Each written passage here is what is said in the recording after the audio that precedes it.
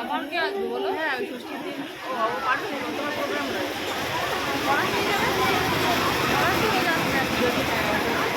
ওরা আর নইলে বলতে বলে ফোন করে দিতে রেখে দিতে বলছে পরে